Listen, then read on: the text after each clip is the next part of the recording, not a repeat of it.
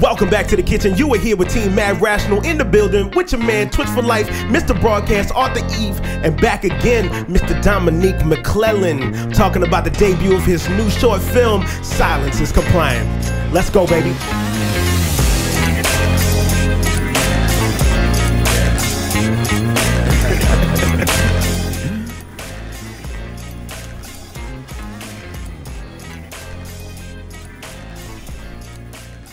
Okay, so I went back and I watched the last few episodes, and every episode after the beat plays, we talk about the beat. So I'm gonna try not to do that this time. It's fire though. Yeah. Mike Bass did his thing on that. Oh, Mike Bass? Yeah, that's his beat. Oh, yeah, Lord, he gave have mercy. Yeah. Yeah, Mike is the man. Yeah, he is. Yeah, he is. That brother is the most positive brother. I sat down in his studio with him and we were just talking. It was the most positive conversation that I've maybe ever had in my life. He's just saw the positive side of everything. Super optimistic dude. And we got some work coming up. The last time I talked to him was a week ago. He said he was in the UK doing some stuff. Wow. Yeah, he's all over. He's all over. That's what's up. Yeah. And the fact that he will work with anybody. He doesn't care what your status is. Mm-hmm. He'll work with you. You want to work with him, he'll work with you. Yeah. You know what I mean? Right. And that's real cool. Yeah. It's good to have brothers in the community like that, Absolutely. Because everybody don't have access. That's true. So that's true. So to have somebody like that, especially in your backyard, right? But that's also out in the world doing big things, right? It's good to have that, and right. I'm pretty sure he has a broad perspective of a lot of things when it comes to music, yes, and production, and yes, things he like does. That. Yes, he does. Okay, you said we're not going to talk about the beat, and I already. But that's all right. But that's all right. It was a great segue because you were talking about brothers that's in the backyard that work with anybody, and we had one of those brothers sitting at our table, right? Yeah, you know what I mean. You are one of those people. Yep. You know what I mean. Yep. You gave me an opportunity. That was awesome. Thank you. No, yeah. I mean, the pleasure's mine, but I definitely appreciate you coming out and just taking advantage of something like that. Man, it was incredible. It was an incredible experience. A lot of firsts for me. Mm-hmm. I appreciate your patience. On set, seeing your patience and your professionalism was incredible. You know what I mean? The leadership that was presented in times where leadership was needed was they were timed perfectly.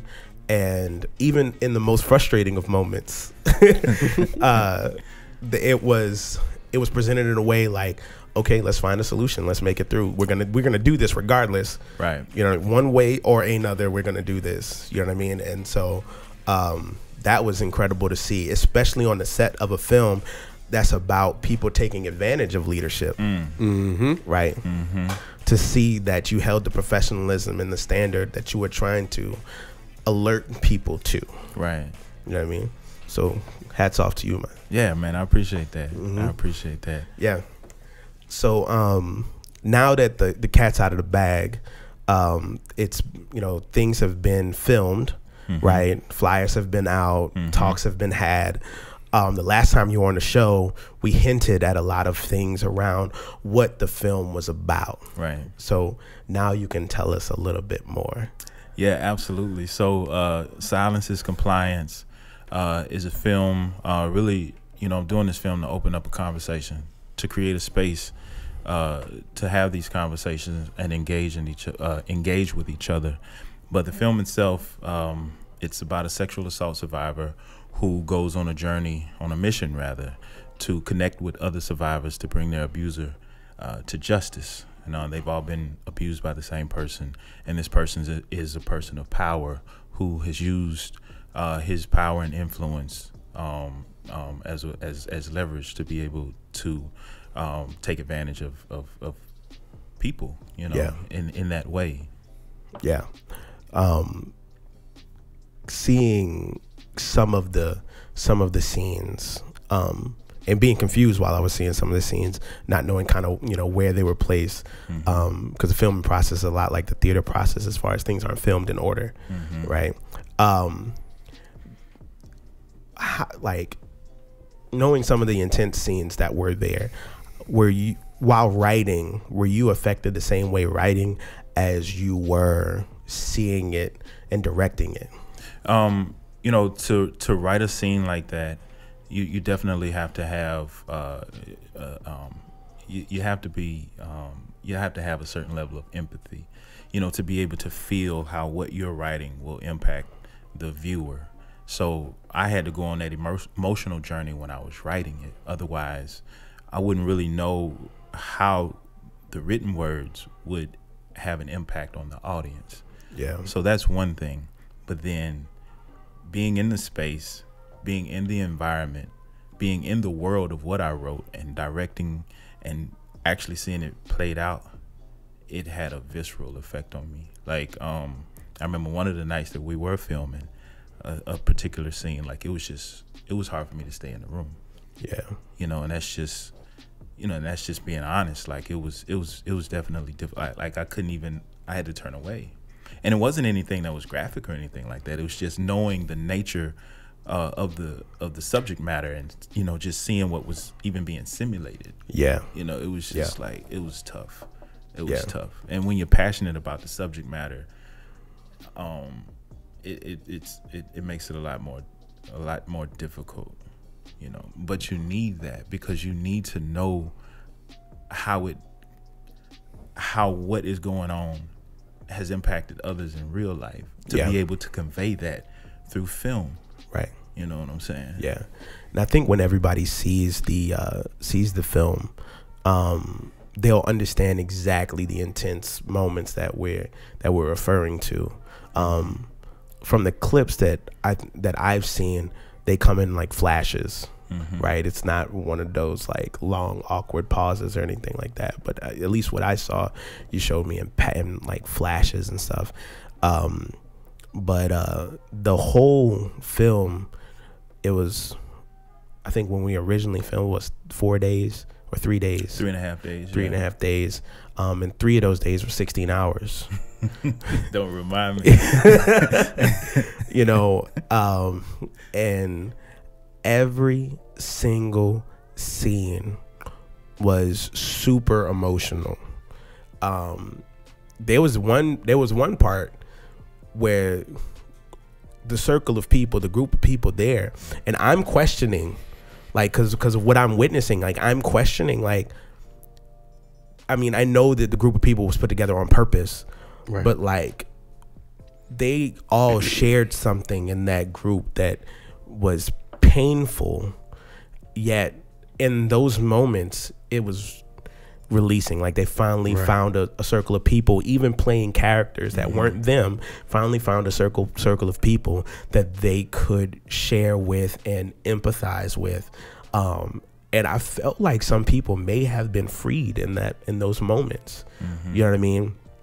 I mean, I'm sitting there, arms hurting, holding this boom mic, but at the same time, like, you know, I mean, I don't know how many times that we record the same, it was 10, maybe 15, you know, times we recorded it. And every time there's a different emotion, and a different person is released in that moment. You can see it happening, right? You can see the real tears that are shed. Right. You can see the real stories that are coming out. People are saying the lines, but having the emotion of their own account behind those lines. You know what I'm saying? And like, my friend and I, we talk about movies all the time. And you know, I am a movie buff, and I don't know everything that goes into movies, but I know the level of work you put in to make sure that those scenes had that emotion. Mm-hmm. You know what I mean? Even just being a sound guy with the boom on set, capturing those moments and listening to the breathing and patterns and everything, like, you know, I'm hearing people's spirits, you know, in those moments. Right. And it was crazy. Yeah, you know, the interesting thing, you know, the scene that you're talking about is a scene. It was a group session where sexual assault survivors, victims, they were in a therapy session with a counselor, and just, you know, just sharing. They were sharing, and that's what the actors were doing in the scene. You know, for their characters. Their characters were sharing their experience of what happened to them, and you know, the emotional connection that you're speaking of. It's to be able to go there as an actor is what should be applauded. You know, my work as a director is one thing. You know, they say 65% of the director's job is to cast the right people. That's the bulk of the work. You have a good cast, 65% of your work is done. They gonna do the rest. So that was the first thing, you know, casting the right people. Then, you know, the other thing is, you know, for the actor to be able to allow themselves to be vulnerable. Again, that comes with casting the right people, actors who are free enough with themselves to allow themselves to be vulnerable so that they can make that emotional connection and deliver their performance truthfully. So it's not acting. Right. So those tears that you saw, that was not acting. They were real. That was truth. They found the truth of those words. They were able to connect those words with something inside of them that may have happened. It may not have been the exact same thing. You know, we all have experienced trauma, whether it's, you know, physical trauma, emotional trauma, the loss of someone. So you can connect to those things in order to bring about true emotions. And so that's what you saw. But the reason it worked, so when we filmed that day, you know, everybody came. I had a bus, a big car. We call it a people mover, but it was, you know, it was a big bus that brought everybody over. I did that for a reason, because I knew that I was about to have 8 to 10 actors in a scene together where they had to be emotionally vulnerable and honest with each other. They didn't really know each other. So I chartered a bus to bring them from our production location, our production office, over to where we were shooting, to give them an opportunity to bond. I put them all on the same bus. That's the genius level stuff. You know, and held the bus. See, we didn't leave. You know, we were late getting over there, but I held the bus to give them an opportunity to just get to know each other, talk, laugh, joke, all that good stuff, to get comfortable with each other. The bus bring them over there. I sat them all together. I made a space. I had a space made where they could all sit together. Yeah. And they bonded. And the conversations that they had went from laughing and joking and things like that to actually talking about what was in the script, and then talking about what their thoughts were about what was going on, not just in the script, but in the world that the script is based on. Right. So when they got to have to do their scene, they already made a connection with each other. Right. And that's why they were able to share and be so vulnerable with each other. Right. You know, it's crazy because I'm right now, as you're talking, I was hitting her for America to know I was on my phone, because I was just going through your IG page, and I was just picking up different like little pictures and stuff that you did, and I'm going through reading the way you put, you edited your words. Because just from in previous conversations you and I have had, on the show, you with me, you very, very, I guess how B would say it is, I'm very, very particular in the words I use to make sure they're purpose. They're very purposeful. And I've picked up on you're very, in your edits and in your pieces, when you're talking about your different photos, you're very purposeful in the things you said. So while you were talking, I was listening, but I was just going through, taking what you were saying and relating it to these posts. And just the way you say, I can see, we're good? Okay. I can see how in those moments you're talking about right now, those after the scenes when you take these photos, that's in your mind as the things you're writing in here, and the pieces that you're saying, because the words you're using are not just, oh, hey, yeah, they came through and we did it. It was pretty awesome. It was very, I don't want to say articulate, but it was very specific Right. and Intentional. pinpointed and intentional, and you can see that you wanted to drive home a point with every photo that you posted. Absolutely. And I can feel the energy. As much as the picture's worth 1,000 words, your words are painting 100 pictures for me of what I'm missing frame by frame. So, you know, and to relate to what you're talking about on the bus, you know, back in the day, in my early Hollywood South days, you know, I used to be, keep the old jokes to myself. you know, I used to be a freelance stuntman and, you know, and choreographer and stuff for movies. And I remember how all the people, when we would come together, like using the movie Race specifically, a lot of the dancers, because, you know, we were time period pieces, before we went on set, we would just hang out, like you same thing, just it'd be about 2 hours you hanging out, listening to the same music over and over. You start working on stuff, and it's people you didn't meet till that day. By the time you got on set, you were dancing like that couple who showed up for that club scene, you know, and all that group of people dancing together who felt like you probably rode up in the Cadillac together to go into the club because you had then spent 2 hours together before you went on set to do that dancing. So I totally get making that point and that action that actionable piece that you did with him to relate to this, you know, which is on a whole different level, you know, but it has the same point. And I mean, and it just goes back to just genius. I'll leave it at that. Back to you, B. I'm gonna do some more. I'm gonna do some more IG searching. Yeah. So you know, speaking of bonding, there was a lot of bonding that was happening on that set. A lot of people were identifying with a lot of different things. You know what I'm saying? The conversations that were had on set, truly, for the most part, never left the topic that we were filming. Wow. Yeah, and I know you probably wouldn't know, right? You know what I'm saying, because you were moving and you were calculating and strategizing, you know, how we were going to make the next scene happen, how we were going to execute this scene. What did that sound like? What did that look like? You know what I mean? But you know, apart from that, there was a lot of positive conversation that were happening because of the subject matter. You know. And you also saw a lot of men, because you had attractive women on, you know, that were casted. But what you didn't see was the conversation that we talked about the last time that we shouldn't have. Right. You didn't have that. Right. You know what I mean? I know so exactly it was what you're talking totally professional the entire time.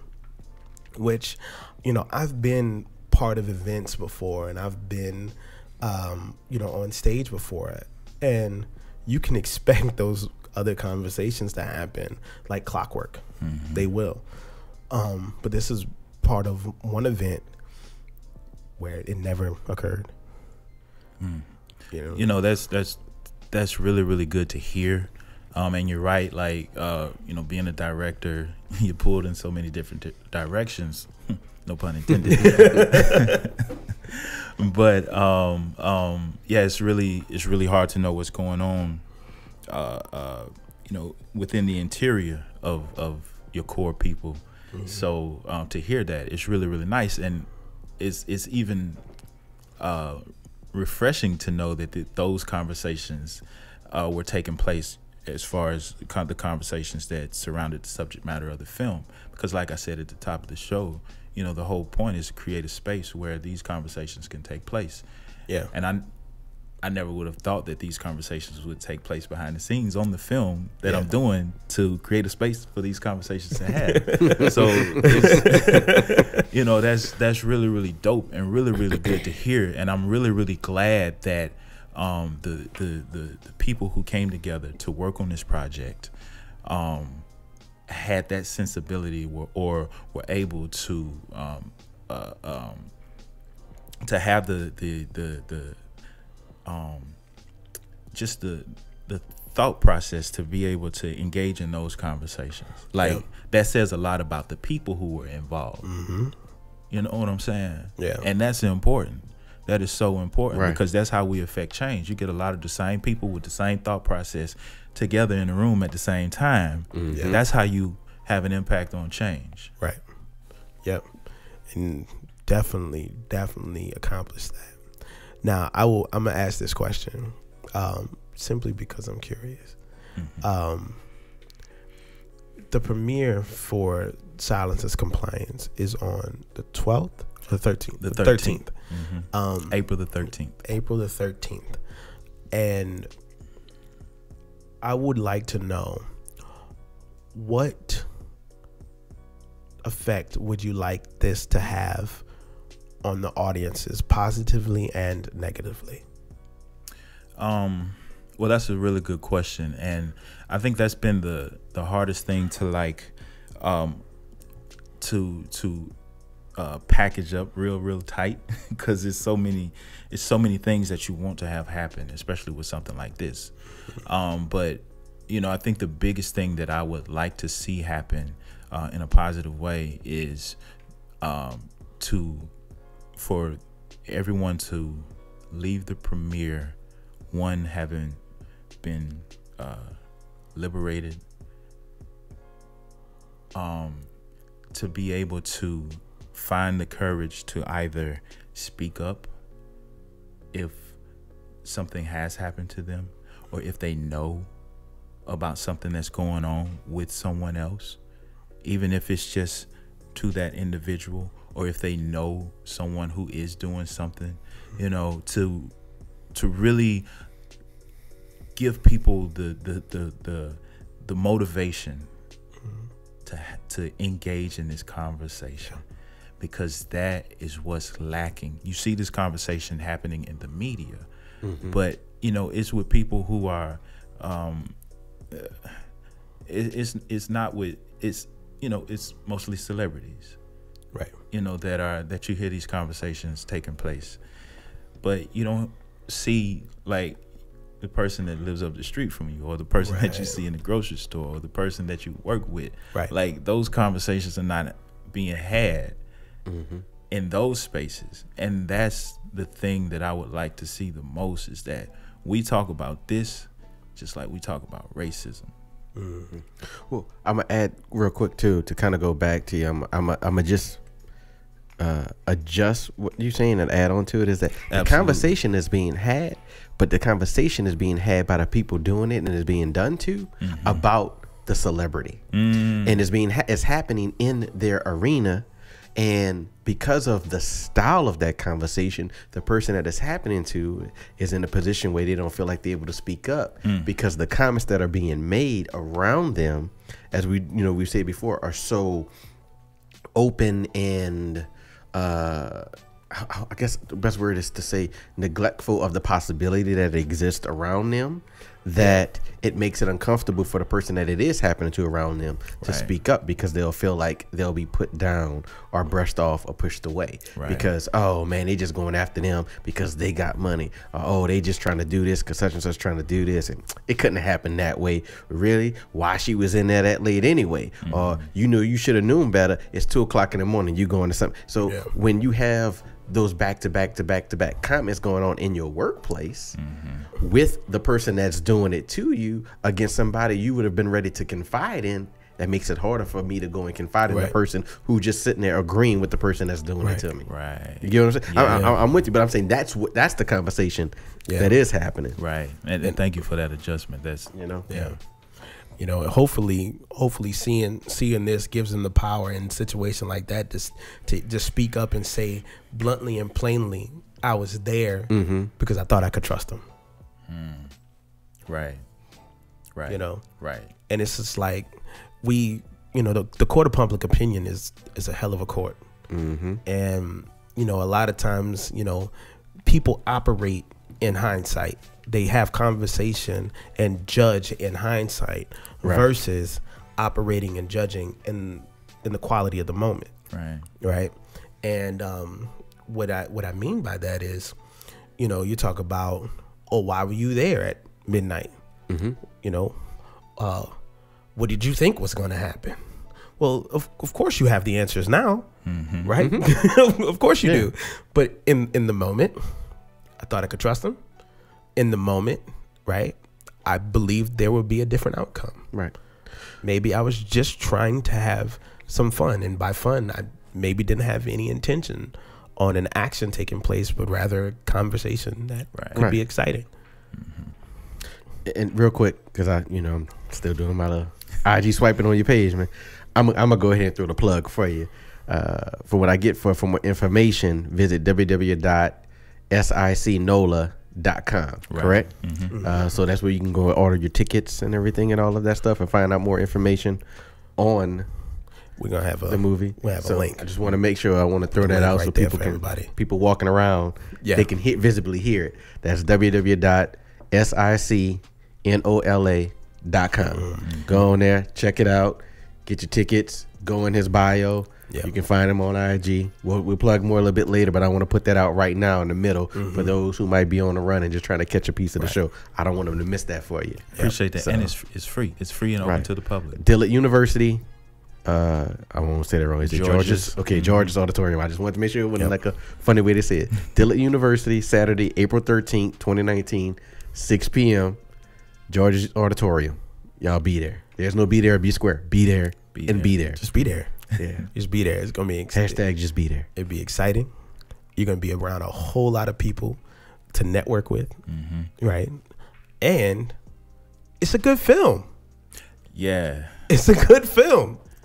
We were filming last night, and like I said, we didn't wrap till like 5. We didn't get out of there till like 6 this morning. But this weekend we filmed, Saturday and Sunday. But this weekend really, it showed me like this is where I'm supposed to be. Like up until this point, it's like, yeah, this is what I want to do. But this weekend really showed me like this is where I'm supposed to be, because apart from just the film and the subject matter of the film, a big thing that I wanted to achieve was doing a film with an all-black cast, with an all-black crew, filming in black-owned, operated, or occupied spaces. Yeah, that was an incredible feat. And to be able to achieve that was just, it was so amazing to me. Because, I've worked on a lot of productions, and I never see that. Not all the way through. Like, one of those will be missing. Right. Yeah. So that was a big thing to me. And just, seeing us be able to come together and work for a common cause. Yeah. And like you said before, like just having those same conversations, the same thought process. Like, it was just so beautiful, man. It was so beautiful. Like, it's amazing the things that we could do when we work together. And as a funny point, this is just pure comedy, but it's true. You had an all-black cast, all-black crew, and nobody that was scheduled to be early was ever late. Yeah.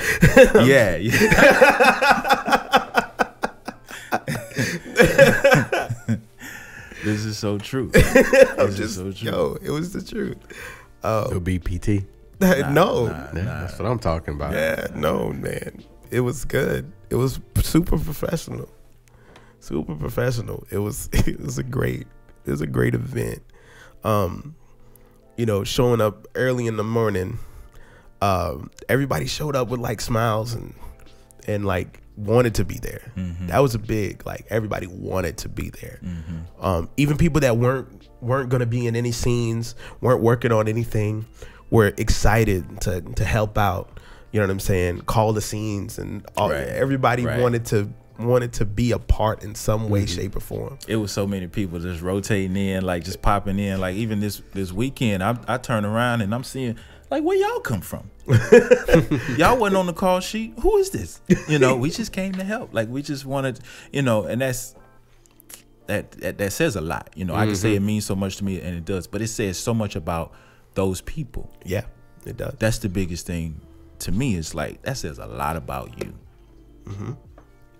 It also says a lot about the opportunities that are lacking in New Orleans. So many people want to be a part of these productions. They want to be a part of films and events, and there's simply not enough so that it goes around, so everybody gets an opportunity to be a part. And the thing is, everybody's not looking for a paycheck. Some people are simply wanna be looking a for an part. opportunity Yeah. to be a part. They just want They want to share their gift. Exactly. You know, and I saw so many of those people show up, you know, for those crew calls. So many of the actors were simply there watching their, you know, their peers and giving them pointers and everything. And it's like, they love what they're doing, you know, especially the lead actor, Mike. Oh my God, yeah, Mike's a beast, man. Mike is awesome, bro. Yeah, he is like Michael Pep. You know, he's a theater actor. He's done film, but you know, he's theatrically trained. And I mean, if I work with an actor, I'll pick a theatrically trained actor over a film actor any day. No disrespect to my film actors. You know? I come from theater, so you know, but just the level of training that most theater actors have is just, it's amazing, you know. And when you think about preparing for a show, you know, you're rehearsing for like 3 months, 4 months, and then your show is running like 3 weeks. That takes a lot of time and commitment and dedication. So, you know, to get somebody like that that's used to being putting forth that type of dedication, you get somebody like that working on your film, like that's a blessing. And Michael Pep is definitely one of those type of actors. And then his craft is so amazing. It's so amazing. You know, he says so much without saying nothing. His eyes are intense. His thought process while he's in the scene, you can see him thinking. You know, and so it's not acting. You know, people be like, oh, you know, actors. You know, I don't cast actors. I cast people. They are actors, but I'm looking for the real person. Right. I don't want an actor. Don't give me an actor. Give me a real person. Yeah. Because that's what we want to see. That's what it's going to take to portray a real person. Is a real person. Yeah. You know? Yeah. Yeah, but Michael, man, he is definitely a star in my eyes, you know, regardless of where he is on the totem pole. He is a star in my eyes, and I know that there are a lot of things in store for him as long as he keep at it. Yeah. And so humble, like a humble guy. He is super humble. And the fact that he was, you know, I think there was a moment, the vehicle I was driving out there, he took a break and got into like the back seat at one point, right? And I jumped in the vehicle and I didn't even know he was in there until like I'm sitting there going through my phone or whatever, and I hear somebody in the back seat practicing their lines. I'm like, oh snap! What are you doing? You know, he was in the back just practicing his lines for the next scene, right? And then telling jokes in this at the same time. And he was just a cool individual, real like, just a bright young man. You know what I'm saying? Just a bright individual to have around. And you know, there was a lot of moments where it was quirky but amazing because that was the real him. You know what I mean? That was just the real him. He surprised the hell out of me though. So on the back seat. Yeah, he surprised me. So you know, you gotta let us in. What's up? What's the next thing? Oh man, you gotta give us just a little something. Man, you know, after I'm telling you, this weekend meant so much to me, man. Like it just seeing what I was capable of doing with a full crew. Like even when we shot, you know, we had a full crew. Yeah. And we got a lot done. Yeah. We got a lot done in those 3.5 days. But then after this weekend, you know, having a full crew again, I had an assistant director this time, which I didn't have when we shot. It was just me, but a director needs an assistant director. And what the assistant director does is communicate everything with the crew, with the cast, as far as like where we're gonna set up, positioning the actors and things like that. That way I can just concentrate on the creative process and concentrate on the actors and their acting, you know, getting what I want to get out of them. And the assistant director takes care of everything else. So having that really freed me up as a director, and I was able to really, really be creative and create beautiful pictures and pull what I needed to pull out of the actors. So so just having that kind of support. I had a different DP this time. You know, he's worked on a lot of big budget films, so he brought a different eye to this half of the shooting. So just having all that support really showed me, like, wow, you could really do this, like, for real. Like, seeing what you could do with a full crew, it really seats you in there, like, okay, I'm going for it. Right. And that's the opportunity that people need to have, that, you know, they don't really get a chance to have. They pulling themselves up by their bootstraps all the time, which is nothing wrong with that. Like, I'm a big proponent of that. But sometimes it's just see what you could do with, I don't want to say unlimited resources, but a fair amount of resources. It just inspires the hell out of you, you know? Yeah. And so when you ask what's next, I'm like, shit. What you want? You know what I'm saying? What you want? Because I have seen what I could do. And even with more resources, what I could do is limitless. Because in film, and you know, my AD told me this weekend. He was like, in film, there is no. If it's written in the script, it don't matter what it is. It's gonna get done. If you need a man to poof and turn into a flower, they're gonna figure out how to do it. It don't matter. There is no. If you need a cruise ship to have wings come out of it and take flight, it don't matter how crazy or how far-fetched the idea is. When it comes to film in Hollywood, they're gonna make it happen. So your imagination is the only limits. You know what I'm saying? But let me not digress. So what's next? So I have two projects that I definitely want to do. One is a feature length of my previous short film, Salts. Okay. You know, the zombie apocalypse type movie. But that's what I'm thinking about doing next. The other project is the movie version of my stage play, The Wedding Party. That's what I want to do next as well. And, you know, that's a family comedy, you know. So one of those two is what's next. I don't know which one yet, but I'm definitely doing one of those next. So I definitely look forward to both of those. Yeah, you know. And it's cool, like, because you got, like, because Salts was a thriller, like a horror thriller movie. Silence is Compliance is more drama. And then The Wedding Party is like straight family comedy. So, you know, that's a lot of range right there. Right, yeah, right. You know, so I think that's great, but I'm going to be honest, like, my lane is horror. Like, that's what I want to make is, you know, horror film. All right. You know, okay. That's my favorite genre. That's why I wrote Salts.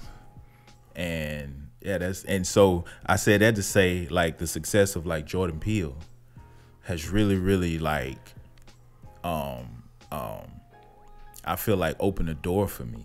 Yeah. You know, well, he kicked open the door. Yeah, he did. With the success of not only Get Out, but especially Us. Like, yeah. All right, Get Out, all right, maybe that was a one-off. But Us, like, nah, you can't deny that. That's 2 in a row. Right. And he's got the Twilight Zone coming now. And he got the Twilight Zone. You know what I'm saying? So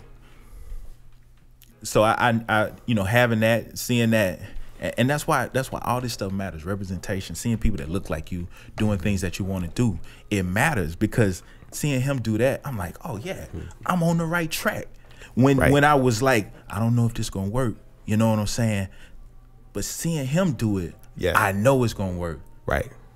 I know it's gonna work, so I don't need to veer off the path that I'm traveling down, because a lot of times you don't know when you're doing something and you don't see nobody else doing what you're doing. You're like, well, dang, is it a market for that?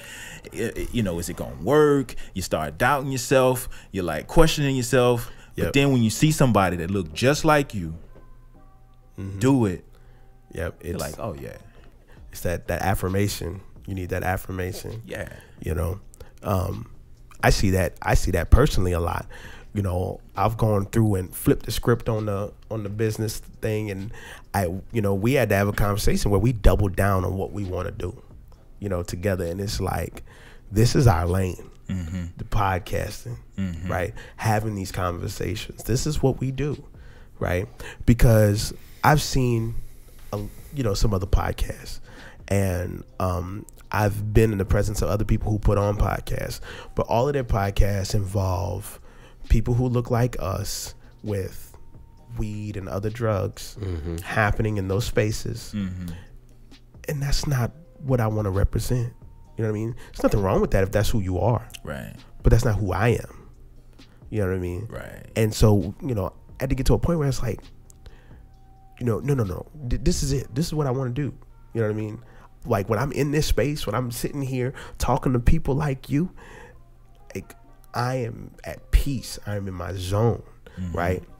And one thing I've noticed now, like the first time you were on the show, you were quiet and humble, and now you come with an energy like, yo, I know what's about to happen.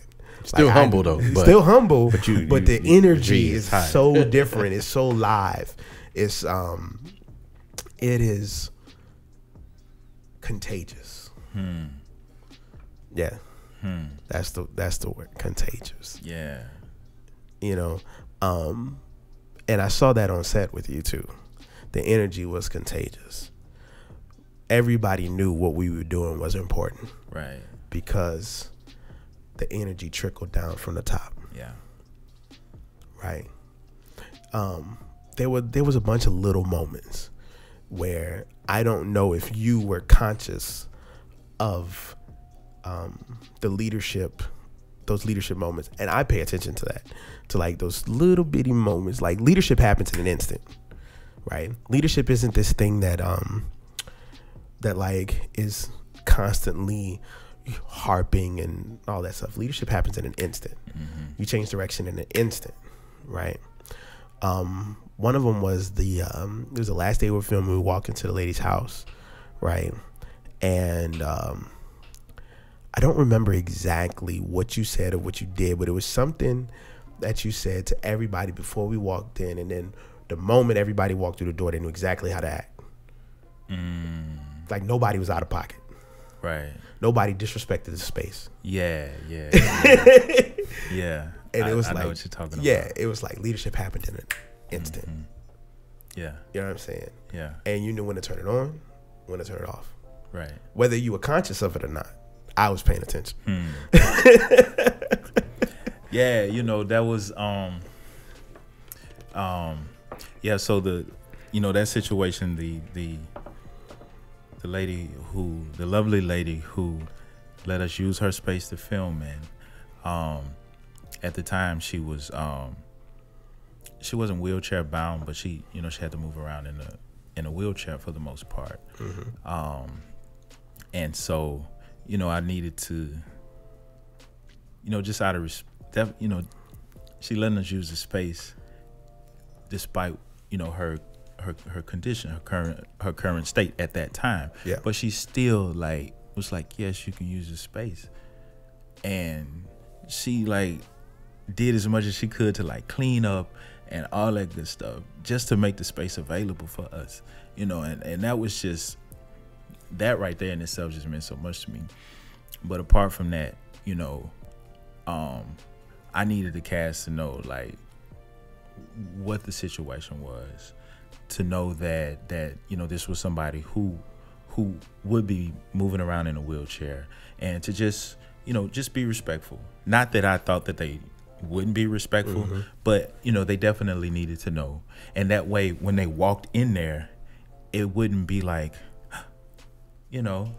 and make her feel a little awkward. Right. You know what I'm saying? So they already know. They walk in and it's just like she's a normal person. Right. And that's what I wanted to happen. Yeah. And that's what you're, so I know what you're talking about. Yeah. Little things like that were just cool. Very, very, very cool to see on set. Now I want to flip the script on everything right now. All right, let's flip it. I'm gonna flip the complete script because of what today is, right? Just recently, we had 2 days ago, rapping Nipsey Hussle. Yeah, bro. was taken from us unjustly. How do you feel about that? Man, you know, that was tough, man. That was tough. The crazy thing is, like, my DP, you know, they ran in the same circle, like they knew each other. Yeah. And, you know, he found out the same night that I found out. We were on set filming, and I didn't know at the time, but, you know, I definitely saw a slight shift in his energy, but, you know, he was still just pushing through. Yeah. Then after we wrapped, you know, I could just see like something was wrong. I was like, hey, bro, you all right?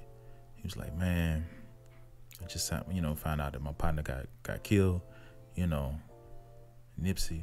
I was like, Nipsey Hussle? And he was like, yeah, you know, I got to fly out to L.A., you know, after we wrapped, you know, and it was just like, bruh. And I knew in me, because I know the type of brother this brother is, you know, he's very, very, like, you know, forward thinking, conscious, things like that. So, you know, I immediately understood like what Nipsey meant to him outside of just being a friend, but just what Nipsey represented, right? And things like that. So, you know, having said that, you know, I definitely feel like, well, I know that we lost a valuable asset to our community. Yeah, you know, someone who was blazing a trail that was progressive for us as a community, right? You know, yeah, and it was just that was just you say taken from us, it's stolen from us, man. Yeah, stolen from us. We lost a real one, you know, and a lot of people say that, but that's just the truth. We really did, because that shows that no matter where you come from, no matter where your environment is or was, like, you can still get to a place where you become not only an asset to your community, but extremely valuable to your community. Yeah. You know what I'm saying? It became a pillar to that community. Exactly. You know, and was becoming a pillar to the national community. Yeah. You know, I mean, outside of the music alone, which the music is incredible. Man. You know, I remember like when Victory Lap was first dropping, you know what I'm saying? I was watching the documentary that he had around it, talking about, you know, the true, you know, Bloods and the Crips and unifying those communities. Yeah. You know, because the wars between them is the old way, you know what I'm saying? But the new, like, it was working together, and he represented that in his videos. You know, and he did this documentary where he, like, they were playing songs from the album, and he was talking about what each song meant, you know, shooting of the videos and all of this other stuff. And that's really where I became a fan, because I had never heard of Nipsey before I saw that video. And then after listening to him speak, listening to the music, and I was like, this is the music that I've been wanting back in hip hop. This is what I've been looking for. Right. You know, y'all throw that mumble rap stuff out the window. Like, you know, that's for whoever that's for, but that's not for me. Right. Right. But the music that Nipsey was putting out, that was the hip hop that I want and need. Right. You know, and so I became a fan of the man and then the music. You know, because, you know, he had been through some things. He had seen the negative side of life, but then made a choice to do something positive with his experiences, you know, and to see a brother like that, as you say, get stolen, you know, from us is hard, you know, because being that music is my world and my passion, I was waiting for the next album. I was patiently waiting for that next album. Right. You know what I mean? Because I put Nipsey in like my top 10. Right. I mean, you put one album out, but whatever. You in the top 10. You know. And so, like, hearing that was really rough for me. And I don't think any other artist's death outside of like Michael Jackson really had me think about it. Like, Michael Jackson dying, that had me think about it. But Mike was old. He lived his life. You know what I'm saying? He probably should have lived longer. But he had a legacy that he already put down. Yeah. Right. You know what I'm saying? And we've got enough music from Mike to last eons. You know what I'm saying? But, like, Nipsey hadn't even got his he haven't took the gloves off yet. Right. There was so much more left Right. to happen. You know, you could already see the trek of him becoming one of the greats. You know, you was gonna hear Snoop, Jay-Z, Dre, Nipsey. You know what I'm saying? Like he was gonna be up there. You know, and but I think the thing that would have, even like a decade from now, that would have definitely kind of separated him from a lot, even some of the greats, was who he evolved into as a person, as a man. True. Like that's where the meat is right there. Who he was as a man and who he was becoming as a man, especially given where he come from. Yeah. And not just that, who he was helping evolve as well, because he was truly a believer in each one teach one. And that's one of the biggest things that I feel, outside of just what it means to his family, but as everyone else outside of his direct family and community, that was stolen as well, is that what he was going to do to help other people in their family, not just monetarily or stuff like that, but just evolutionary mentally, is what he was working on. He was trying to change that inner process, like you talked about, with not just with the gangs, but in general. He was buying back the block, but not just buying back the block to own it for himself, but buying back the block to teach ownership within yourself.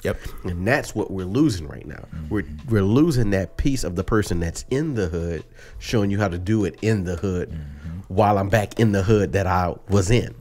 Right. You know, and that is a big loss. Not just for LA and the West Coast, but as a blueprint for other coasts, other cities to take from, because he like you said, he was on the cusp. It was just getting started. You start with the mini mall and you build up from there. But you took him too soon. Like you said, the gloves hadn't come off yet. Right. He had plans. He was giving out 7 ways to be an entrepreneur and a business person. He was, because taking part of what you're saying about it, he had just dropped that one album. He had his other mixtapes, but music wasn't really his concern. That was his pathway to generate the revenue to create something bigger. We lost what was going to be that something bigger. He was trying to teach you don't really need the music. You just need the infrastructure built. And I'm going to give you that infrastructure so now you can build it. Man, rest in peace. Absolutely. Okay, I just thought of something I wanted to ask you. All right. This is going to be real strange. All right. Typically speaking, you're a very humble and quiet individual when it comes to your own skills and talents. If you stepped out of that for a moment, what would you like people who don't know who you are to know about you? I think as far as like, skills and talent, that I'm a pretty dope MC. Oh, okay. All right. I thought he was gonna say he knew his ABCs backwards. I was ready for that. I was ready for that. I mean, can we get a preview? What's up? Man, I mean, hey, you the one that you let it out, let the cat out the bag. So we might as well, open up the litter box. You know what I'm saying? So fresh, you can smell me through a Ziploc. Like, come on, player. Come on. You know what I'm saying? Oh, you really put on a beat? Yeah. And he looking at me like, so you going? Okay. Let's see.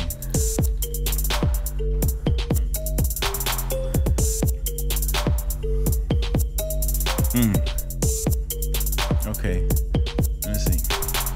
Just copped that Benz, but I kept the stock rim. See, I ain't getting stopped by the cops and they friends. See, tipping through the block slow, trying to get that status quo. Catching niggas slipping, trigger fingers on the Glock. Yo, them niggas crazy. They be out to outface me. Fuck you, pay me. Fuck you, you better tase me. Hands to the sky, like I'm praying to Allah. I ain't going home to my mama and my pa, but I ain't done living yet. See, I made it out the projects, public housing out here, taking all of the tax credits. Got the government I dropped it. Yo, that was dope. He's like, they messed my name up, but I got the game effed up. Yes. Yo, mad respect. I appreciate it, man. Yo, okay, all right, that was dope. Yeah, that was cool. Like, here's an interesting story. Like when I was younger, I grew up in the church. That sounds like church music that you just spit. But that's the thing, and but I'm a poet. Like I'm doing spoken word and stuff like that. And so I used to write poetry and stuff like that. But then I fell in love with rap music, around 85, 86. Heavy D. That was the first rapper that I just really liked. I was like, man, had the tape. It was a tape. It was a white tape. And he had that song where he'd do this thing like diddly diddly diddly diddly diddly dee. We got our own thing. We got our own thing. That was my jam. Yeah. But one of the first songs I won a dance competition to. Oh, for real? About that but my folks, they weren't really into rap and stuff like that. So I had to listen in private. But I'd always be writing little stuff and stuff like that. So I was just a closet rapper. That sounded like it was real in the closet just then. I'm just so I never did anything in public, ever, until I think the first time I ever did anything in public was 2008, when I was in college. I did this little mixtape, me and one of my partners, and did a song or two, and that was the only other time, and I never did it again. But I'd always write and record and stuff like that. I'm not the best freestyler because I think too much, and I'm intentional with my thoughts. That don't work for freestyling. Your thoughts got to flow like water. Yeah. And I learned that real quick. I was like, okay, yeah, freestyling not my thing, but writing, yeah. So after I moved here, I moved here in 2012. I just been doing my thing as acting and directing and stuff like that. But a year ago, I was like, man, I think I should dabble into something different, because as an artist, you have to stay stimulated. Yeah. And even as a filmmaker, as a director, as a writer, and things like that, other artistic mediums help other artistic mediums that other artistic qualities that you may have. So it's one hand helps the other. So I was like, okay, I'm gonna try to start rapping. It was and I had my first show at this little bar room, this little hole in the wall and stuff like that. It's smoky, it's dark, and it was just so cool. It was man, this is really dope. So from there, I was just okay, I'm gonna start back writing and try to just do it as something to inspire the other aspects of my art. And it's been really, really effective, because it's improved my writing. Because to write a script is one thing. You have 90 pages to tell a story. Yeah. But in a song, if you really want to tell a story, you only got 2-3 verses. Yeah, that's true. Yeah. So you have to be intentional about what you write, if telling a story is your point. Yeah. Now, if you just want to just babble on, that's different. Right. So it's really helped in that regard. So I was like, okay, this is something that I'm a be a moonlight MC, just like Idris Elba. He moonlights as a DJ, and now he's rapping. I see, He got a whole Netflix show about being a DJ now. Oh, really? Yeah, there's a whole Netflix series about him being do whatever a DJ. Want. Yeah. Even your boy from Power, Ghost. Mm-hmm.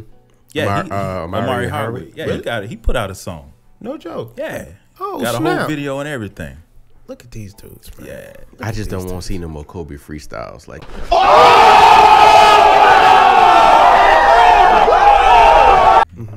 it's for real. It's for real. It's for real. So now that we've had our bonding moment about all of the new project ideas that may or may not come to pass, it has been incredible having you on the show again. Yes. Thank you for coming.